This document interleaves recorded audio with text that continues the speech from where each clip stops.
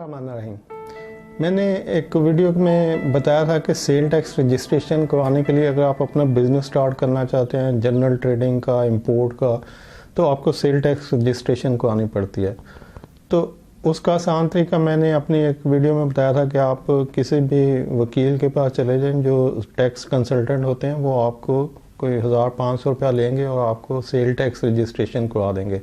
ऐसे ही NTN certificate भी आप किसी भी वकील को बताएंगे तो वो भी 500-1000 रुपये ही लेते हैं, तो आपको वो सर्टिफिकेट दे देते हैं। ये बड़ा इजी तरीका है कि आप एक नॉमिनल सी अमाउंट से, अगर आप खुद प्रोसेस करने के लिए भी भाग दौड़ करेंगे तो इतने का आपका पेट्रोल लग जाता है। मैं एक वीडियो देख रहा था तो मुझे वो अच्छी वीडियो लगी। ये CSS फोरम है और इन्होंने how to register for sale tax in Pakistan. अगर आप वकील के पास नहीं जाना चाहते और आप चाहते हैं कि मैं खुद इसको प्रोसेस कर लूँ, या प्रोसेस भी नहीं करना तो कम से कम मेरी इन्फॉर्मेशन हो कि किस तरह से स्टेप बाय स्टेप जो FBR का पोर्टल है उसके ऊपर सेल टैक्स की रजिस्ट्रेशन करनी चाहिए, तो ये मैं आपको इसका लिंक नीचे दे दूँगा ये वीडियो में।